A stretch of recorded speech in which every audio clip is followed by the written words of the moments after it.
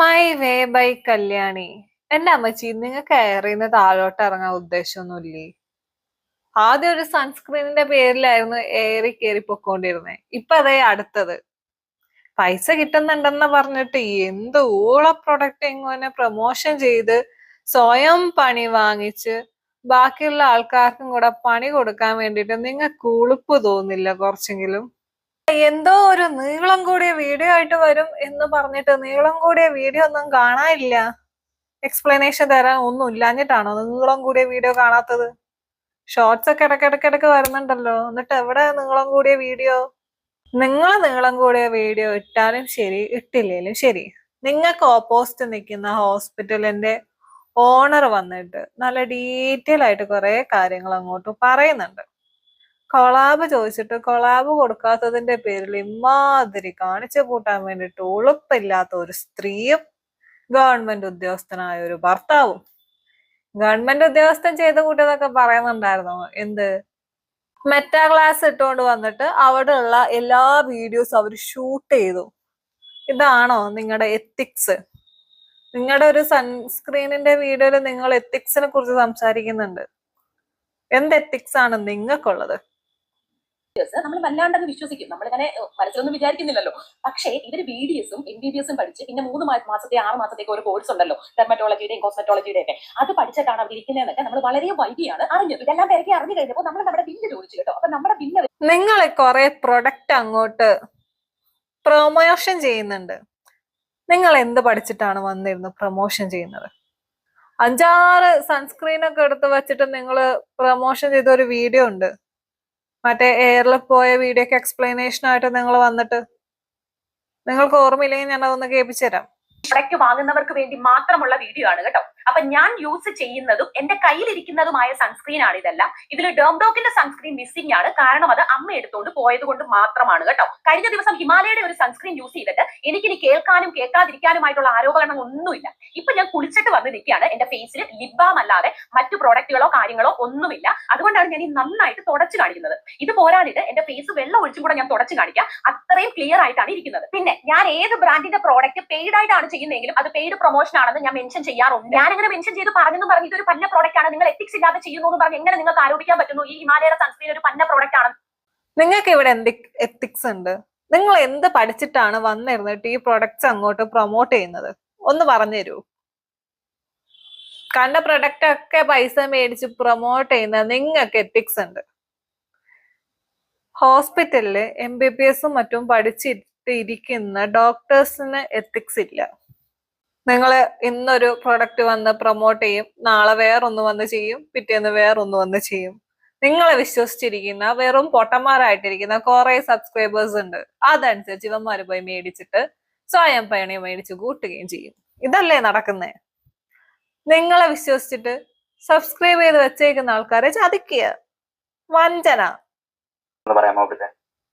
I'm an MBBS doctor, Rajiv Gandhi University Health Sciences, Yanabaya Medical College graduate ചെയ്തു. MSc Dermatology National Health Service King's College നിന്ന് ലണ്ടനിൽ പാസ്സായി. അത് കഴിഞ്ഞിട്ട് അമേരിക്കയിലായിരുന്നു. അവിടെ കോസ്മെറ്റിക് കെമിസ്ട്രി പഠിച്ചു. കാരണം ഇവിടെ നേഴ്സും കോസ്മെറ്റിക് കെമിസ്ട്രി എന്ന് പഠിക്കുന്നത് 20 കൊല്ലം മുന്നേ ഉണ്ടായിരുന്നില്ല. അതുകൊണ്ട് ഞാൻ ഇതാണ് ഫോറിൻ ഡിഗ്രി എന്ന് പറയുന്നത്. ഫോറിൻ ഡിഗ്രിക്കാരുടെ ഇത്ര പ്രശ്നമാണെങ്കിൽ ഇവിടുത്തെ ഡോക്ടർമാരൊക്കെ പിന്നെ എന്തിനാണോ US-ഓട്ട് UK-ലോട്ട് വന്ന് റോബോട്ടിക് സർജറി പഠിക്കാവോ?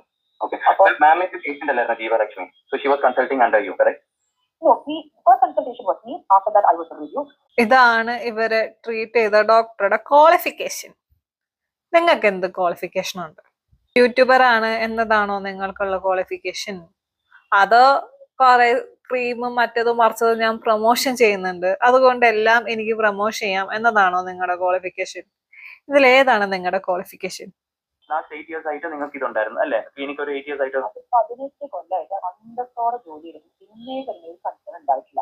കേരളം ഇപ്പൊ കണ്ണൂർ, കാലിക്കറ്റ്, കൊച്ചി, തൃശ്ശൂർ, ട്രിവാൻഡ്രമായിട്ട് നമുക്കിപ്പോ ക്ലിനിക്കും ഈ പറഞ്ഞ ഇതിന് സംബന്ധമായിട്ടുള്ള കുറെ ബിസിനസ്സുകൾ നമുക്ക് 15 കൊല്ലമായിട്ട് കുറെ ഈ പറഞ്ഞ ഒരു സെലിബ്രിറ്റീസും ആക്ടേഴ്സും ഈ പറഞ്ഞ ഇൻഫ്ലുവൻഷ്യൽ ആൾക്കാരും യൂട്യൂബേഴ്സും എല്ലാവരും കണ്ടിട്ടുണ്ട്. അപ്പൊ സംഭവിച്ചിട്ടുണ്ടെങ്കിൽ കൂടി എന്റെ ക്ലൈന്റ് പേഴ്സണലി വേറെ ഒരു ഡോക്ടേഴ്സിനല്ല എന്റെ ക്ലൈന്റ് ആയിട്ട് ആളും ആളുടെ ഹസ്ബൻഡും കൂടെ വന്നത്. വന്ന് 8 മാസം മുന്നേ ഒരിക്കലും ഒക്ടോബറിലാണ് കുട്ടി ആദ്യമായിട്ട് വന്നത്. ഇപ്പൊ സത്യം വിളിച്ച് പറയാനൊരു ബുദ്ധിമുട്ടുണ്ടായിട്ടല്ല. ആ കുട്ടിയുടെ മുഖത്ത് വല്ല പൊള്ളലോ ഇപ്പോഴോ എനിക്ക് വേറെ എന്തെങ്കിലും പറ്റിയിട്ടുണ്ടോ? ഇല്ലല്ലോ, ഒന്നും പറ്റില്ല. ആ കുട്ടി കുറേ ക്ലിനിക്കിൽ പോയിട്ട് എൻഡോഴ്സ്മെന്റ് കാര്യങ്ങളൊക്കെ നടത്തുന്നതാണ്. അവർക്ക് വന്നിട്ട് കൊലാബ് വേണം, എന്താ പറയുക, ഫ്രീ ആയിട്ട് വന്ന് പറയുമ്പോൾ അത് ഞാനിപ്പോ പറയും കൂടി ചെയ്തു. 5 പേര് ആ ലെവലിൽ സെലിബ്രിറ്റി മാർക്കറ്റ് എല്ലാവരും നമുക്ക് പേയ്മെന്റിന്റെ ഇതൊരു ഇൻഫ്ലുവൻഷ്യൽ മാർക്കറ്റിംഗ് കയറിയിട്ടില്ല. കാരണം അങ്ങനത്തെ ഒരു മാർക്കറ്റിംഗ് പ്ലാറ്റ്ഫോം നമ്മൾ ഇതൊരു സ്റ്റാർട്ട് ചെയ്തിട്ടില്ല. കാരണം എനിക്കെന്തോ ഇൻഫ്ലുവൻസേഴ്സ് വന്നിട്ട് ഇപ്പോൾ ഓരോന്ന് വന്ന് പറയുന്ന ഒരു മെഡിക്കൽ കാര്യമല്ല ഈ പറയുന്നത്.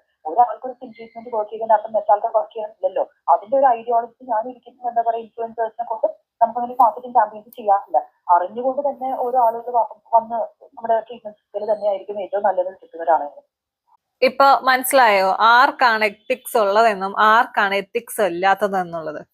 അവർക്ക് അവിടെ വന്ന ആൾക്കാര്, അതായത് അവിടെ വന്ന് ട്രീറ്റ്മെന്റ് എടുത്തിട്ടുള്ള ആൾക്കാര് പറഞ്ഞുണ്ടാവുന്ന ഫെയിം ആണെങ്കിലും അവരുടെ റിസൾട്ട് വെച്ച് കിട്ടുന്ന ഫെയിം ആണെങ്കിലും അത് മതി.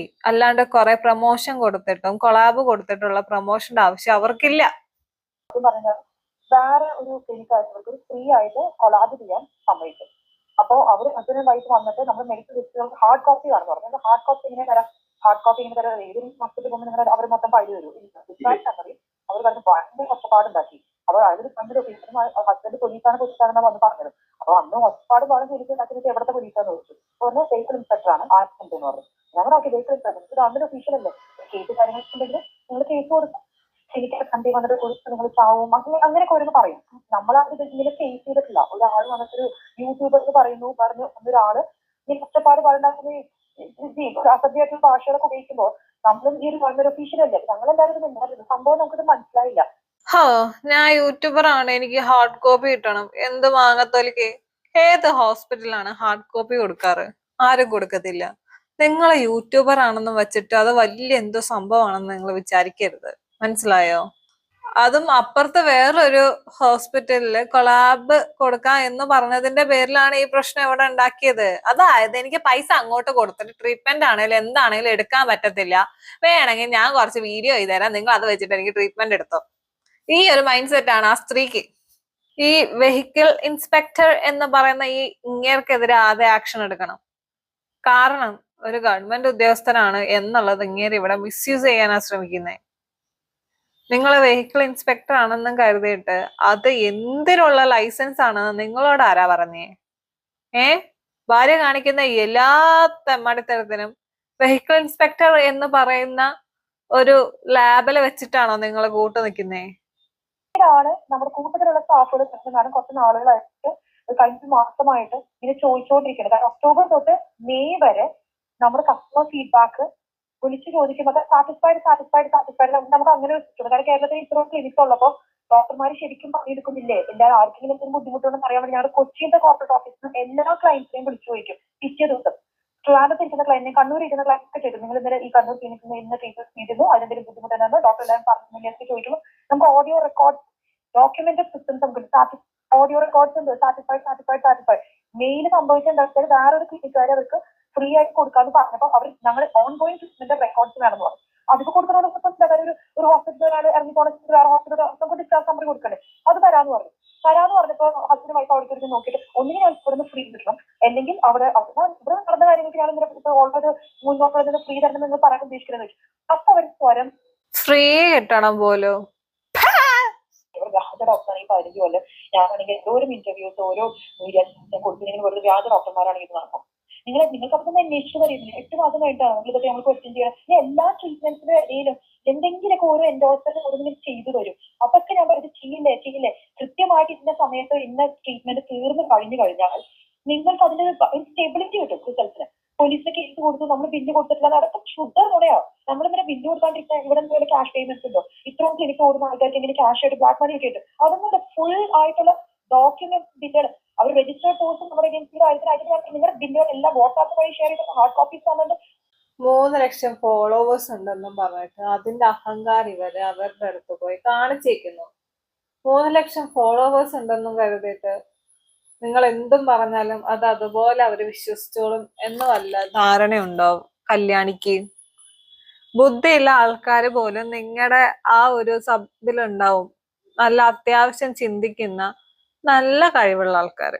അങ്ങനെയുള്ള ആൾക്കാർക്ക് നിങ്ങൾ ഉടായ്പ് കണ്ടെത്താനോ അല്ലെങ്കിൽ അത് പിടിക്കാനോ വലിയ പാടൊന്നും കാണത്തില്ല.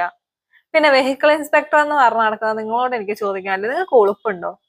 ഗവൺമെന്റ് ഉദ്യോഗസ്ഥനാണ് എന്നുള്ളതിന്റെ അഹങ്കാരം നിങ്ങൾ കാണിക്കേണ്ടത് ഇതുപോലെയുള്ള സ്ഥാപനങ്ങളിൽ ചെന്നിട്ടല്ല, നിങ്ങളുടെ ഭാര്യ കാണിക്കുന്ന തെണ്ടിത്തരത്തിനെ സപ്പോർട്ട് ചെയ്തുകൊണ്ടും അല്ല, മനസ്സിലായോ? ഫ്രീ കിട്ടണം പോലും.